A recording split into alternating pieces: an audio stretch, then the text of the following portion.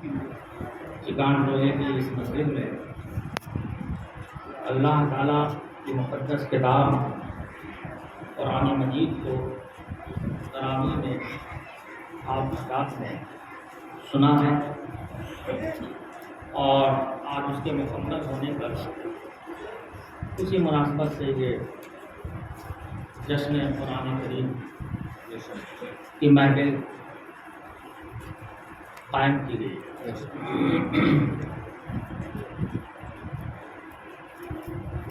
اللہ تعالیٰ نے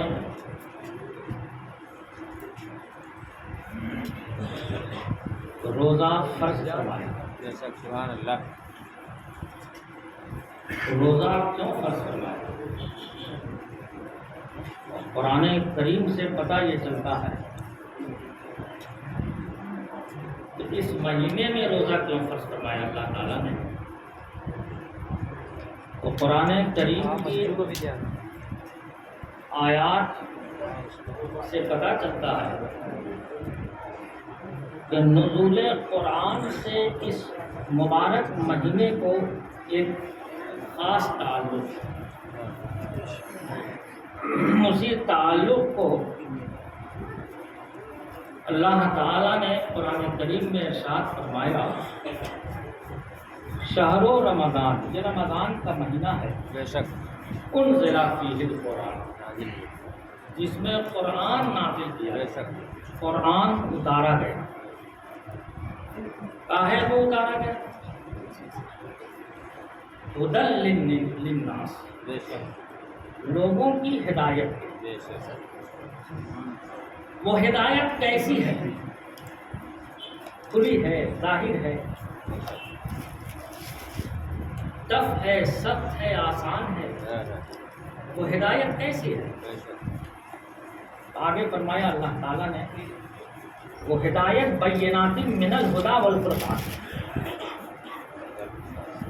یعنی وہ ہدایت اس کتاب میں، وہ ہدایت واضح طور پر کھلی ہوئی ہے، اور اس کتاب میں فیصلہ کرنے کی روشن باتیں ہیں لوگوں کی ہدایت کے لیے، اور وہ ہدایت و رہنمائی اور فیصلہ کی روشن باتیں واضح طور پر کھلا اللہ نے اس کتاب مقدس میں بیان فرمایا۔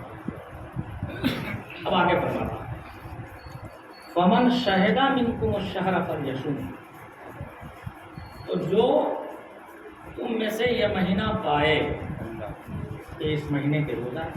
بے شک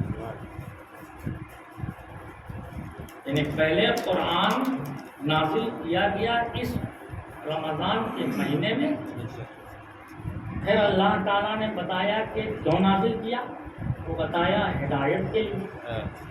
ہدایت کیسی ہوگی؟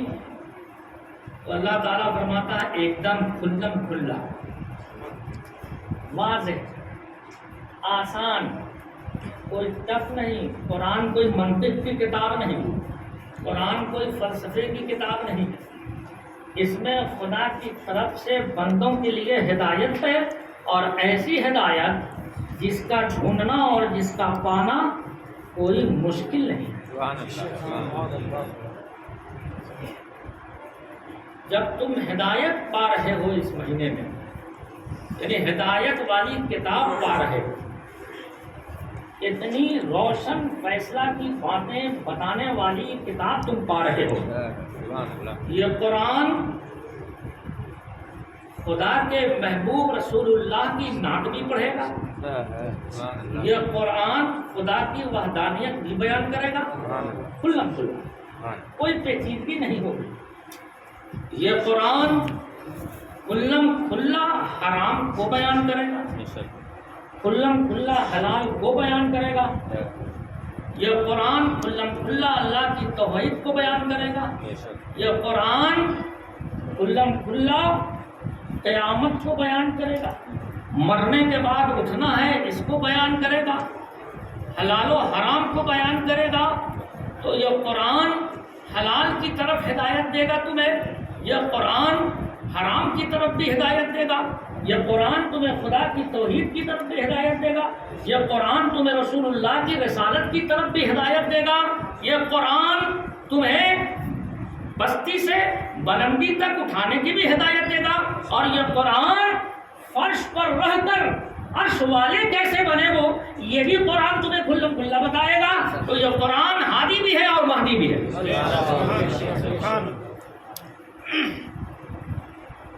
یہ قرآن ہادی بھی ہے، ہدایت دینے والا بھی ہے، اور پھر ہدایت پا کے تم جاؤ گے کہاں؟ اسی قرآن تک۔ تو یہ قرآن ہدایت دینے والا بھی ہے، اور جہاں ہدایت پائی جاتی ہے اس کا کان معدن اور خزانہ بھی ہے۔ اس میں اللہ کی ربوبیت کا بیان ہوگا، وہ ساری کائنات کو کیسے کھلاتا ہے، وہ ساری کائنات کو کیسے پلاتا ہے، وہ ساری کائنات کا کیسے سنچالن کرتا ہے۔ یہ قرآن تمہیں خدا کی ربوبیت بتائے گا، یہ قرآن تمہیں خدا کی الوہیت بتائے گا، یہ قرآن تمہیں رسالت کی شان و عظمت کو بیان کرے گا۔ تو گویا ربوبیت کا اظہار کر رہا ہے خدا اس خاص رمضان مبارک۔ کیسے؟ قرآن کو نازل کر کر، قرآن کو نازل کر کے۔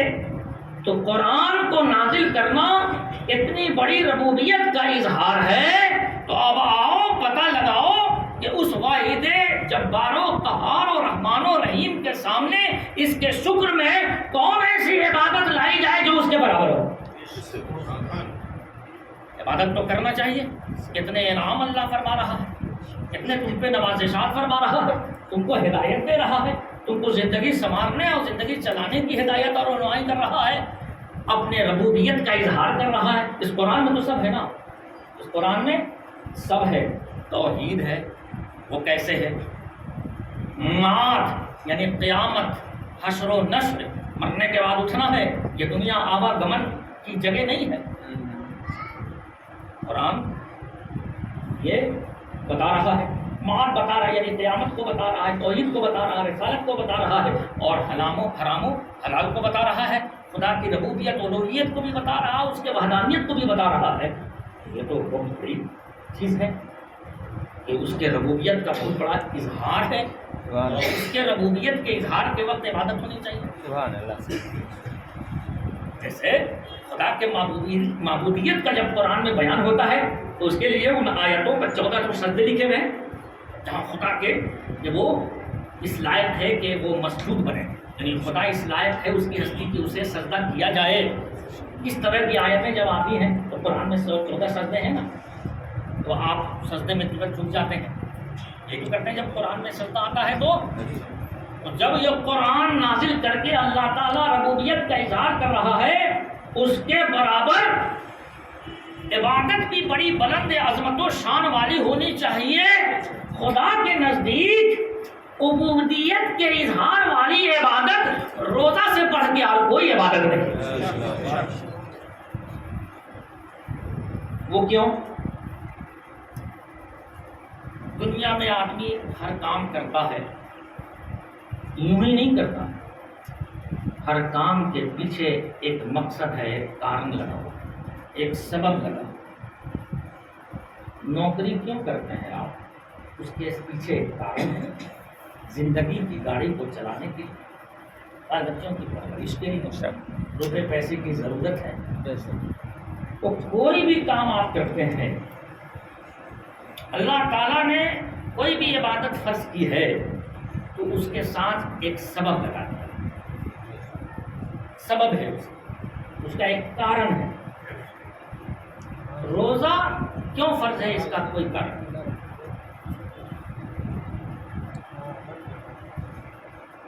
یعنی ایک جائز چیز، یعنی کھانا کھانا حرام تو کبھی نہیں، گیہوں کی روٹی کھانا حرام تو کبھی نہیں، دال چاول کھانا حرام تو کبھی بھی شریعت نے نہیں کیا۔ رمضان میں کیسے حرام ہو؟ کھانا تو کھانا حرام ہے نہیں، تو روزے کا کیا محرک ہے؟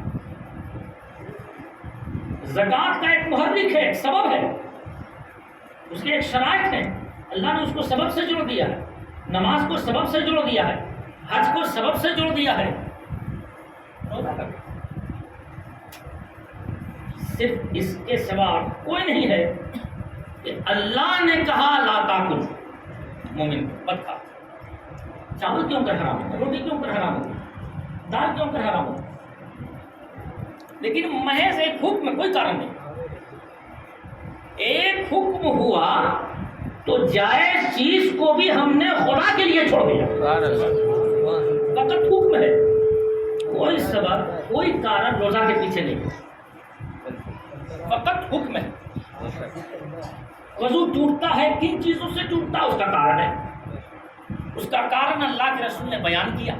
بدن کا ناپاک چیز، بدن سے ناپاک چیز کا نکلنا وضو کو توڑ دیتا ہے۔ سمجھ میں بات آتی ہے، عقل میں گندگی ہے، گندگی کے بعد ظاہر ہے پانی سے دھلنا چاہیے، یہ عقل کہتی ہے۔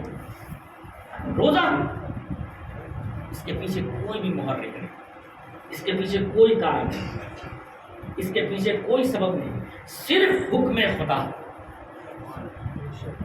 صرف حکم خدا۔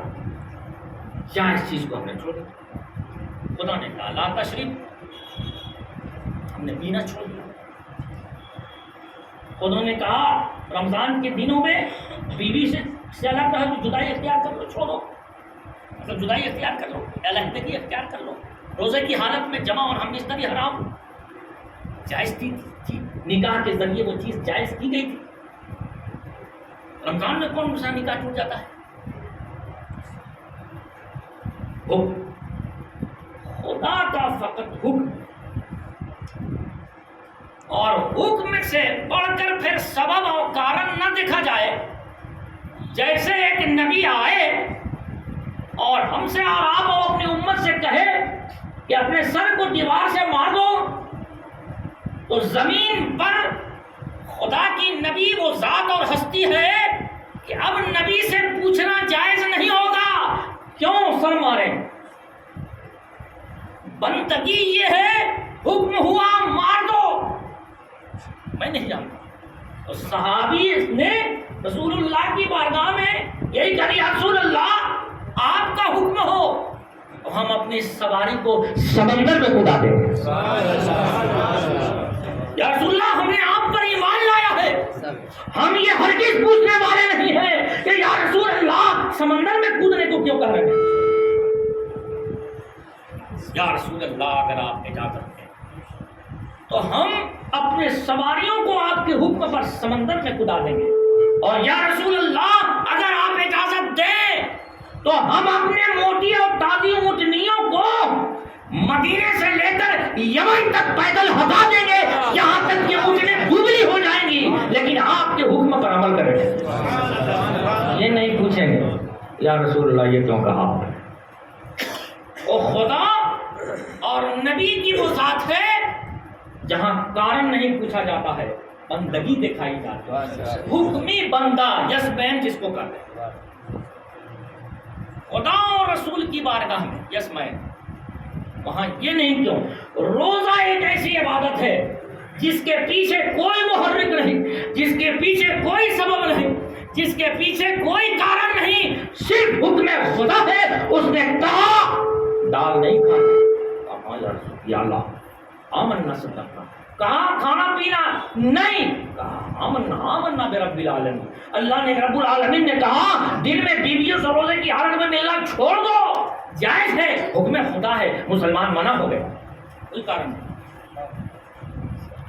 جس عبادت کے پیچھے کوئی کارن نہ ہو، کوئی محرک نہ ہو، وہ عبادت خدا کے نزدیک اتنی مقبول ہے، اس لیے کہ یہ کمال بندگی کا اظہار ہے، کمال بندگی کا اظہار ہے۔ کھانا پینا ایک جائز چیز کو چھوڑ دینا، شہوت سے الگ ہو جانا، یہ کمال بندگی۔ تو چونکہ قرآن نازل کر کر کے اللہ تعالیٰ نے اپنے کمال ربوبیت کا اظہار فرمایا تھا، اس کے بدلے میں بندہ کی طرف سے کمال عبودیت کا اظہار ہونا چاہیے، تو خدا اس کے رسول نے سلیقہ بتایا، یہ ہے کمال عبودیت کہ صبح سے شام تک جائز چیزوں کو بھی چھوڑ دو۔ سبحان اللہ، نعرہ تکبیر، نعرہ رسالت، یا رسول اللہ، حضور صدر اسلام زندہ باد، نعرہ تکبیر، اللہ اکبر۔ چھوڑ دو، چھوڑ دیا، اب اس کا انعام اللہ کیا دیتا ہے؟ تو اب دیکھیے انعام کا، یہاں انعام کے اصول بدل گئے روزہ. آپ برابر اس لیے حدیث سنتے ہو کہ اسلام میں ہر نیک کام کا 1 گناہ سے لے کر کے 700 گناہ تک اللہ کی مشیت پر ثواب ہے، اور ایسے 10 گناہ تو بالکل پیٹنٹ مہر لگا. من جاء بالحسنۃ فلہ عشر امثالها، جو ایک نیک کام کرے گا اس کو 10 گناہ تو مل رہا ہے، باقی خدا کی مشیت وہ 700 گناہ تک ایک نیک کام کا ثواب عنایت فرما سکتا ہے. تمام قرآن میں بھی ہے اور سنت میں بھی ہے. سبحان اللہ. قرآن میں بھی ہے کہ 700 کا بھی ذکر تیسرے پارے میں ہے، اور یہ 10 گناہ کا بھی ذکر 8ویں پارے میں ہے، اور پھر سنت آ جائے گی. تو اس میں حدیث ضعیف اور کمی کا کوئی سوال پیدا نہیں ہوتا ہے. قرآن میں اللہ نے وعدہ کیا ہے 1 سے 700 گناہ تک. روزے کے ثواب کا نردھارن کہیں بھی قرآن کی آیت میں نہیں اور کہیں بھی خدا کے رسول کی حدیث میں نہیں، کہیں بھی نہیں. ایک جگہ ہے حدیث قدس، اللہ نے فرمایا کیا دوں گا؟ فرمایا صوم لی وانا اجزی بہ. وہاں گناہ کچھ نہیں بیان کیا جاتا، اور فرمایا کہ یہ روزہ فقط میرے لیے، فقط اسی لیے اختصاص کیا اللہ تعالیٰ نے. یہ نماز میرے لیے ہے، اللہ تعالیٰ نے کہیں بھی نہیں کہا یہ نماز میرے لیے ہے، اللہ تعالیٰ نے کہیں بھی نہیں فرمایا. اس لیے کہ نماز کیوں پڑھ رہا ہے بندہ، کیا اس کے دل میں ہے، وہاں بہت سی احتمالات ہیں. روزے کے بارے میں فرمایا روزہ میرے لیے، کیوں؟ اس لیے بھائی میرے لیے. حکم پر تم نے سر کو جھکا دیا تھا، جائز چیز کو بھی چھوڑ دیا تھا. بڑے کمال بندگی ہے، یہ کمال بندگی ہے، جائز چیز کو فقط حکم کی تعمیل کی بنیاد پر چھوڑ دینا. تو خدا نے فرمایا سن دو، یہ روزہ میرے ہی لیے ہے. یعنی خاص کرنے کا ایک اسلوب ہے، ایک طرز بیان ہے جو اللہ تعالیٰ فرما رہا ہے. وہ کیوں؟ اس لیے کہ بغیر محرک کے یہ ہے بات ہے، اس کے پیچھے کوئی کارن نہیں ہے. صرف میرے حکم پر تم نے شہوت کو چھوڑا، تم نے کھانے کو چھوڑا، تم نے پینے کو چھوڑا، اس کے ساتھ اور بھی بہت کچھ چھوڑا، میں اس کی بھی تفصیل میں نہیں جا رہا. تو روزے کی ضروری چیز ہے اس پر میں جا رہا ہوں، ورنہ غیبت ہے، چغلی ہے، جھوٹ ہے وغیرہ وغیرہ. آنکھ اس میں، اور آنکھ کا بھی روزہ رکھو، کان کا بھی روزہ رکھو، ناک کا بھی روزہ رکھو، منہ کا بھی روزہ رکھو، ارے ہاتھ کا بھی روزہ رکھو، پیر کا بھی روزہ ہونا چاہیے. تو یہ سب زائد چیزیں ہیں جو روزے کے ثواب کو اور بڑھا دیتی ہیں. لیکن یہ 3 چیز تو روزے کے فرض میں ہے، اس کے ڈیفینیشن میں داخل ہے. کھانا پینا جمع تم نے میرے لیے چھوڑا تھا، تو اب یہ فرماتا ہے الصوم لی، یہ روزہ میرے لیے ہے، وانا اجزی بہ، اور پھر میں ہی اس کا بدلہ دوں گا. اب اختصاص کر دیا اللہ نے اپنے ساتھ.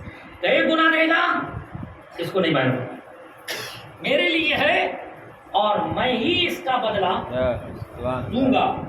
اب وہ کیا دے گا؟ اب یہ کسی مفتی یا قاضی کے بتانے کی بات نہیں رہ گئی. ہر وہ روزہ دار جو فقط روزہ اللہ کے لیے رکھ رہا ہے، اسے کیا مل رہا ہے وہ بتا سکتا ہے. وہ بتا سکتا ہے کہ اسے کیا روزے میں مل رہا ہے. اللہ نے فرمایا میرے لیے ہے اور میں ہی اس کا بدلہ اپنے لیے خاص. اللہ تعالیٰ نے اس روزے کے ثواب کو کیا دے گا؟ وہ بندے کو دنیا میں دے گا یا آخرت میں دے گا، یا یہ کہ دنیا میں بھی دے گا اور آخرت میں بھی دے گا؟ اب یہ اللہ ہی جانتا ہے کہ روزے دار کو دے گا، لیکن کب دے گا؟ روزہ بھی کیسا ہونا چاہیے؟ ایک بات بتا دوں، اس سے کافی چیز آپ نکال سکتے ہیں.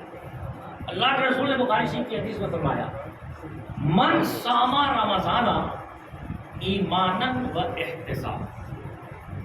اسی طرح رمضان میں نماز یا قائم اللیل نوافل کے بارے میں اللہ کے رسول نے ارشاد فرمایا من قام فی رمضان ایمانا و احتسابا.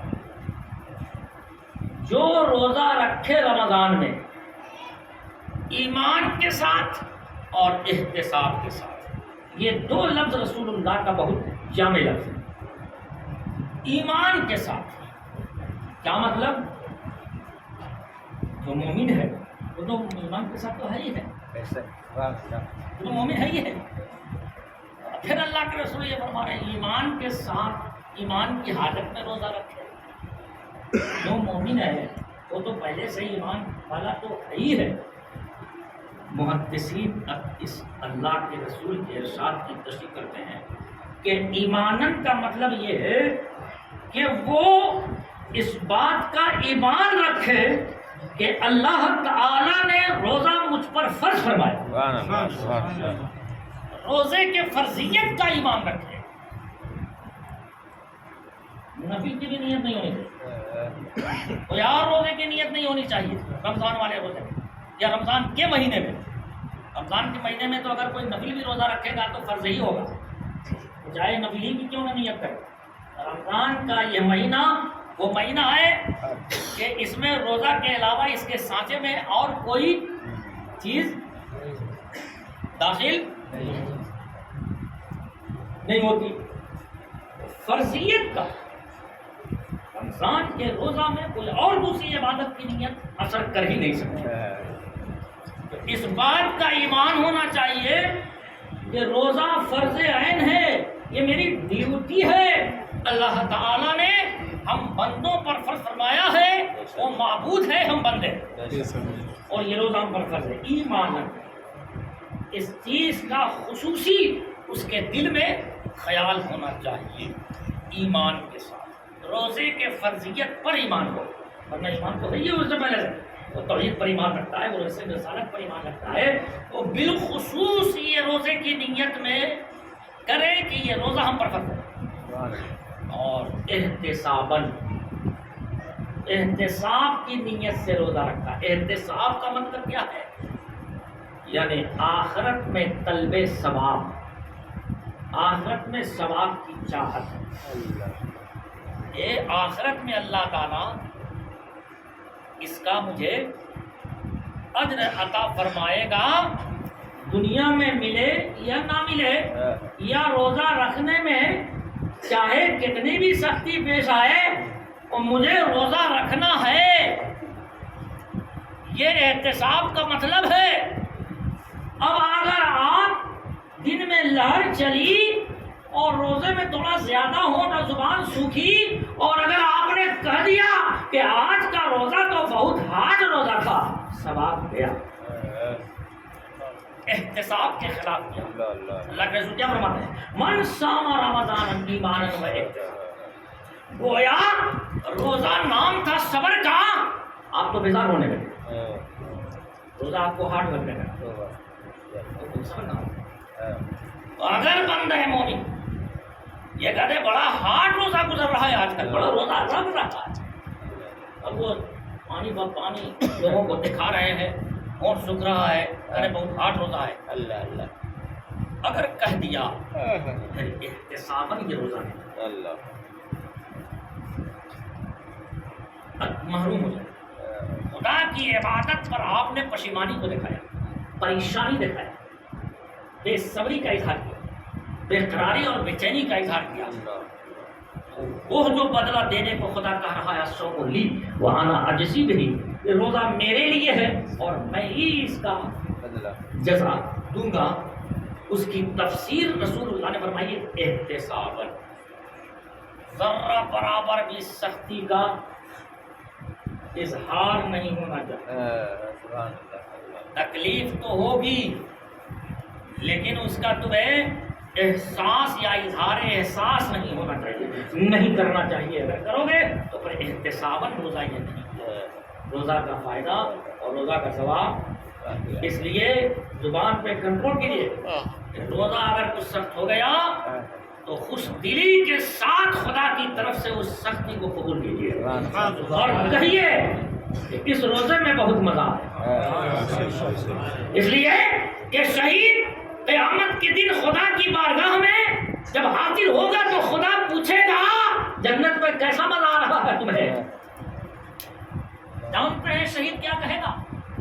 وہ خدا کی بارگاہ میں شہید کہے گا مولا جنت میں مزہ تو ہے لیکن وہاں وہ مزہ نہیں ہے جو وہاں تیرے لیے میدان کارزار میں مزہ تھا، مجھے دنیا میں تیرے لیے پھر میں میدان میں جاؤں اور پھر 70 مرتبہ تیرے لیے میں ان کے تبلیغ کروں. نعرہ تکبیر، اللہ اکبر، نعرہ رسالت، یا رسول اللہ، نعرہ تکبیر، اللہ اکبر، نعرہ رسالت. یا رسول اللہ. وہ کہے گا وہ میدان والا مزہ نہیں مولا، تو تیری جہاد کی راہ میں تیرے لیے مجھے مزہ آ رہا تھا، کان کٹوانے میں، ناک کٹوانے میں، جگر چبوانے میں. اللہ اللہ. مولا وہ مزہ وہ جنت میں نہیں ہے. مجھے پھر دنیا میں یہ شہید تمنا کرے گا. ویسے ہی روزے دار بھی مجاہد ہے، روزے دار اپنے نفس کے ساتھ جہاد کر رہا ہے، تو تمہیں بھی پھر خدا کی بارگاہ میں عرض کرنا چاہیے مولا یہ تو لہر چل رہی ہے، آسمان اگر آگ کے انگارے برسے تب بھی تیرے لیے روزہ رکھا. اور پھر وہ روزے دار دیکھے خدا کا وعدہ حق ہے، ان وعد اللہ حق. وہ کیا کیا تمہیں دیتا ہے، وہ روزے دار کی کیفیت اور احساسات کی بات ہوگی، پھر وہ روزے دار ہی بتائے گا کہ اسے کیا کیا. اور خدا کا وعدہ حق ہے، یہ حدیث قدسی ہے، الصوم لی وانا اجزی بہ. روزہ میرے لیے اور میں ہی اس کی سبحان اللہ. جزا. جی جی. یہ تو خوش قسمتی رمضان کا مہینہ. اللہ کے رسول نے فرمایا، ایک حدیث میں آیا کہ اس میں کون سی عبادت کیا کرو، نوافل جو عبادتیں ہیں. اللہ کے رسول نے فرمایا دو چیز، کلمہ خوب پڑھو اور استغفار خوب کرو، سبحان اللہ. مغفرت کی دعائیں کرو. رمضان میں کثرت سے کوئی بڑی عبادت اللہ کے رسول نے نہیں بتایا، اتنی ہلکی عبادت بتایا. اس لیے میں کہتا ہوں اسلام ایک سادہ دین ہے، رنگین ہم بنا رہے ہیں، جھمیلے اور کسٹم ہم پیدا کر رہے ہیں. اللہ اس کے رسول نے اسلام میں کوئی زیادہ کسٹم نہیں بنایا. خدا کا دین بہت سادہ دین ہے، یہ بہت آسان دین ہے اسلام. کیا فرمایا؟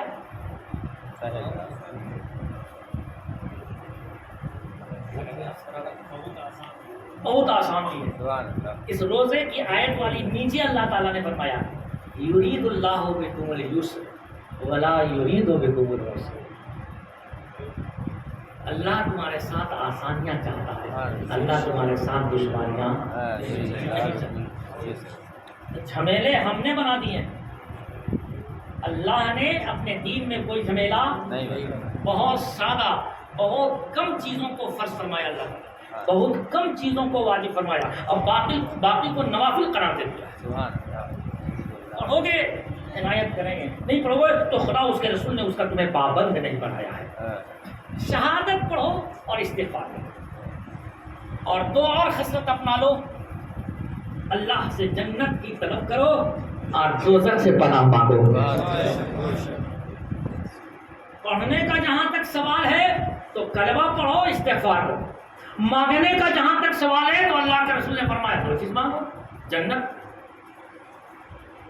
اور جہنم سے نجات اور مغفرت، پناہ مانگو.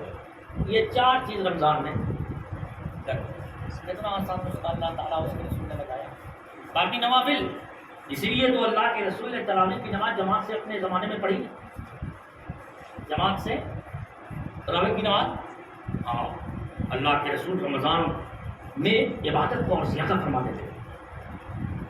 3 دن نماز پڑھایا، وہ بھی آدھی رات میں، اور چوتھے دن نہیں پڑھایا. حضرت عمر نے آ کر کے رات کے اول حصہ میں یہ 20 رکعت جو ہم تراویح کی نماز پڑھتے ہیں، حضرت سیدنا عمر بن خطاب رضی اللہ تعالیٰ عنہ نے رائج کیا. اور چونکہ اللہ کے رسول نے فرما دیا کہ میری سنت اور میرے خلفائے راشدین کی سنت کو لازم پکڑو، تو یہ آج تک یہ تراویح کی نماز، حدیث میں تراویح کے نام سے کوئی نمازیں نہیں، حدیث کے ذخیرے میں تراویح کے نام سے کوئی نماز نہیں ہے. قائم اللیل کے نام سے ہے، قیام اللیل کے نام سے. تراویح اس کا نام تو بعد میں رکھا گیا. تراویح کا معنی ہے ریلیکس ہونا، عربی لفظ ہے. تو چونکہ تراویح کی نماز کی رکعت میں ہر 4 رکعت پر لوگ ریلیکس ہوتے ہیں، سستاتے ہیں، آرام کرتے ہیں، اس لیے اس کا نام تراویح رکھ دیا گیا. حدیث میں اس نماز کو کیا کہتے ہیں؟ قیام اللیل، رات کی عبادت، رات کی عبادت. یہ اللہ کے رسول صلی اللہ علیہ وسلم رمضان میں بہت اہتمام سے فرماتے ہیں، اور رمضان المبارک میں اللہ کے رسول بہت سخاوت، ایک بخاری شریف اور مسلم شریف کی حدیث میں ہے کہ خصوصاً اللہ کے رسول تو سخی تھے ہی، لیکن رمضان میں اللہ کے رسول کا ہاتھ ریح مرسلہ کی طرح ہو جاتا تھا۔ یہ بخاری کے الفاظ ہیں، ریح مرسلہ کہتے ہیں بہتی ہوئی ہوا کو، یعنی رسول اللہ کی سخاوت رمضان میں بہتی ہوئی ہوا کی طرح ہو جاتی تھی۔ اس لیے آج کل عام طور سے جو کہا جاتا ہے کہ میرے رسول اللہ فقیر تھے، مالدار نہیں تھے، ایسا نہیں ہے۔ میرے رسول مکی زندگی میں خوشحال حال گھرانے سے تھے۔ میرا نبی دنیاوی مال کے اعتبار سے بھی غریب کبھی نہیں رہا، میرا نبی کبھی بھی مفلس اور فقیر نہیں رہا۔ اگر ہوتا تو یہ پورے مکے والی کی دعوت کیوں فرماتے ہیں؟ اور سب سے پہلا جو اعلان کیا اے لوگو لا الہ الا اللہ کہہ دو فلاح آ جاؤ گے، تو اس سے پہلے دعوت کیا تھا نا اپنے گھر میں، پورے اہل مکہ کی دعوت کی تھی نا۔ تو جو مالی اعتبار سے فقیر ہوگا کیا وہ پورے اہل مکہ کو دعوت کرے، پورے دعوت کھلانے؟ اور ایک مرتبہ نہیں کئی مرتبہ روایت ہے دعوت فرمایا آپ نے۔ اور مکی زندگی میں میرا نبی خوشحال تھا دنیاوی مال کے اعتبار سے بھی۔ وہ ہجرت کے بعد میں فقر کی زندگی آئی ہے، وہ خدا کی طرف سے جب ہجرت کا حکم ہوا اور وطن کو ترک فرما دیا اللہ کے رسول نے، خیر آباد اللہ کے لیے چھوڑ دیا مکہ کو، سارا گھر بار گرستی مکہ ہی میں چھوڑ دیا، اب مدینے میں بے سر و سامانی کے عالم میں، وہ بھی حکم خدا پر، حکم خدا پر۔ تو یہ مدینے والی زندگی، یہ اپنے گھر کو چھوڑ دیا، اپنے وطن کو چھوڑ دیا، اپنے گھر گرہستی سارے مکہ المکرمہ میں چھوڑ دیا، ظاہر ہے بے سر و سامان۔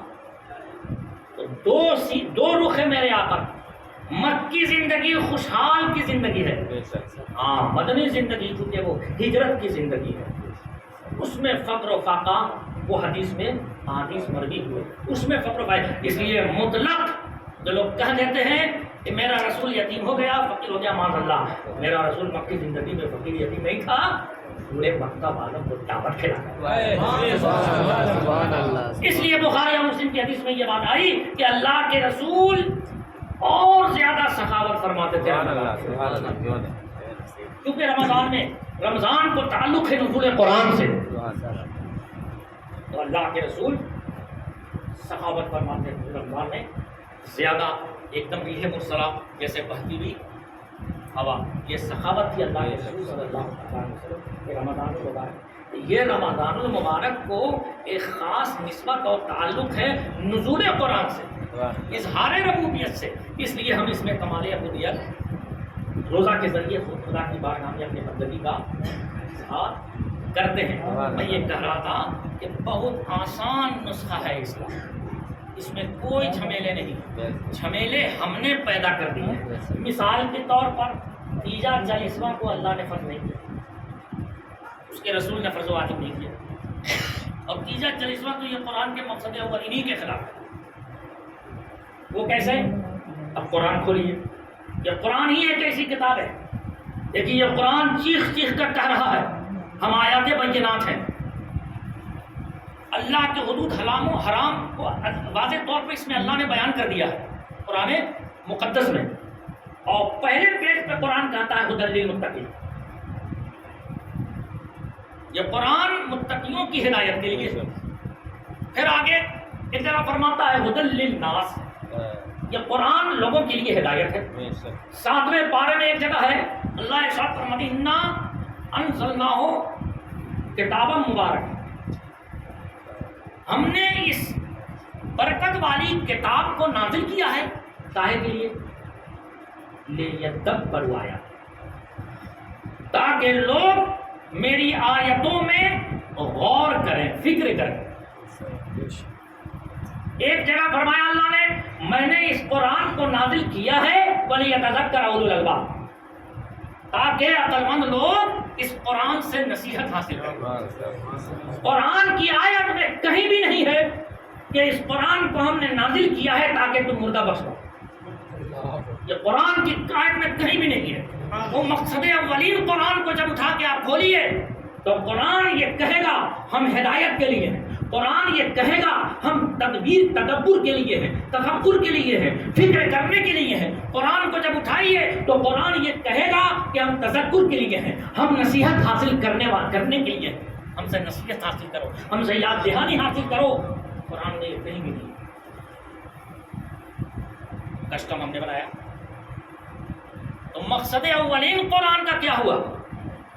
میں جانتا ہوں کہ اپنی جماعت میں اس بات کو رکھنا یہ لوہے کا چنا چبانا ہے، لیکن ہم قرآن کے طالب علم ہیں اور ہر ایک کو قرآن کا طالب علم ہونا چاہیے۔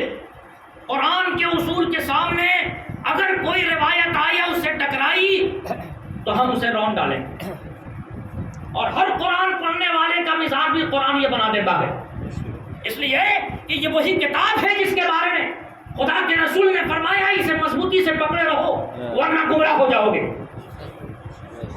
یہ اہل بیت کو مضبوطی سے پکڑے رہو ورنہ گمراہ ہو جاؤ گے۔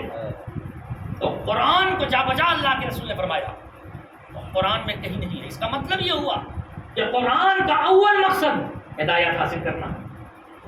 جب ہم نے ثواب کی گھوٹائی کی، ثواب کی رٹائی کی اسٹیجوں سے، قرآن کا مقصد یہ اولین نہیں بتایا کہ دیکھو قرآن کہتا ہے ہم اس لیے ہیں تاکہ ہم سے تدبر حاصل کرو، ہم اس لیے ہیں تاکہ ہم سے نصیحت حاصل کرو، ہم اس لیے ہیں تاکہ تم ہم سے ہدایت حاصل کرو۔ جب اس کی رٹائی اور گھوٹائی ختم ہو گئی اور اسٹیجوں سے صرف یہ بتانے لگا کہ صرف اس میں پڑھنے میں اتنا ثواب ہے، اتنا ثواب ہے، تدبر کی کوئی ضرورت نہیں، تذکر کی کوئی ضرورت نہیں، ہدایت کی کوئی ضرورت نہیں، اتنا ثواب ہے۔ بولیے کون مسلمان ہے جو قرآن کو اٹھاتا ہے ہدایت حاصل کرنے کے لیے؟ نیت تو یہی ہوتی ہے کہ الف لام میم، الف الگ حرف ہے، لام الگ حرف ہے، میم الگ حرف ہے، اور اس پر 10 ثواب ہے، ایک حرف پر 10 ثواب، ثواب کی نیت سے آپ اٹھاتے ہیں نا قرآن۔ ورنہ اپنے دل پر ہاتھ رکھ کے کوئی مسلمان بولے کہ قرآن اٹھاتے وقت اور پڑھتے وقت، تلاوت کرتے وقت اس کے دل میں یہ ہوتا ہے کہ ہدایت حاصل کرنے کے لیے ہم قرآن پڑھ رہے ہیں، بولیے دل پہ ہاتھ رکھ کے بولے، کوئی نہیں ہوگا، کیونکہ ہم نے اتنی رٹائی کی ہے ثواب، اتنی کھوٹائی کی ہے تیجا اور چلیسواں کی، اس سے اتنا مردہ بخش دیا جاتا ہے، اس سے اتنا پڑھنے میں ثواب ہے، اس کی اتنی رٹائی اور کھوٹائی ہوئی کہ قرآن کا جو مقصد اول جسے قرآن چیخ چیخ کر کہہ رہا ہے وہ نیچے دب گیا اور ثواب کی نیت اوپر آ گئی۔ میرا مقصد یہ نہیں ہے کہ قرآن پڑھنے میں ثواب نہیں ہے، میرا مقصد یہ ہے کہ ایک حقیقت سے اور اول نمبر کی چیزوں سے لوگوں کا ذہن کیسے بھٹکتا ہے۔ ثواب نمبر 2 پر، اور اس کے رٹائی اور گھوٹائی کی کوئی ضرورت ہی نہیں تھی۔ جب ہم یہ رٹائی کریں گے کہ قرآن کھولو ہدایت کی نیت سے، قرآن کھولو نصیحت حاصل کرنے کی نیت سے، قرآن کھولو اس خدا کے کائنات پر غور و فکر کرنے کی نیت سے، تو جب وہ اس نیت سے کہ وہ خدا سے ہم کلام ہو رہا ہے، خدا بندے سے مخاطب ہو رہا ہے، یہ خدا کا کلام مقدس ہے، اب ہم چل رہے ہیں خدا سے بات کرنے، وہ کیا اپنے بندوں سے محو گفتگو ہے، وہ کیا اپنے بندوں سے فرما رہا ہے، وہ کیا اپنے بندوں کو نصیحت دے رہا ہے۔ ظاہر ہے کہ اس نیت کے ساتھ جب بندے کا اس معبود حقیقی سے ایک خاص تعلق اور ربط اور کانٹیکٹ جب پیدا ہوگا تو ظاہر ہے کہ اس کے اجر و ثواب اس کے یہاں بہت ڈھیر سارے ہیں، بہت ڈھیر۔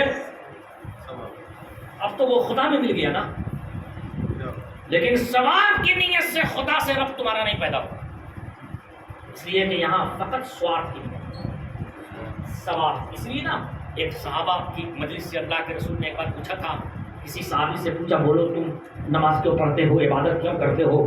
صحابی نے کہا یا رسول اللہ تاکہ اللہ خوش ہو جائے۔ کہا دوسرے صحابی سے پوچھا تم بتاؤ تم کیوں اللہ کی عبادت کرتے ہو؟ کہا اس لیے کہ اللہ راضی ہو کر ہمیں جنت عطا فرمائے۔ کسی سے پوچھا تم کیوں نماز پڑھتے ہو؟ کس صاحب نے کیا رسول اللہ تاکہ اللہ تعالیٰ ہمیں دوزخ سے پناہ دے، دوزخ سے بچا لے، اللہ کی خوشنودی اور رضا کے لیے ہم نماز پڑھتے ہیں۔ اور شیر خدا مولا کائنات سیدنا علی مرتضیٰ کرم اللہ وجہہ سے جب اللہ کے نبی نے پوچھا ہے علی تم بتا دو اللہ کی عبادت کیوں کرتے ہو، تو علی مولا شیر خدا نے فرمایا یا رسول اللہ ہم تو نہ شوق جنت میں اللہ کی بندگی کرتے ہیں اور نہ خوف جہنم میں خدا کی عبادت کرتے ہیں، وہ ہستی اس لائق ہے کہ اس کی عبادت کی جائے، اس لیے ہم عبادت کرتے ہیں۔ نعرہ تکبیر، اللہ اکبر، نعرہ تکبیر، اللہ اکبر، نعرہ رسالت، نعرہ رسالت، یا رسول اللہ، اولاد غوث اعظم زندہ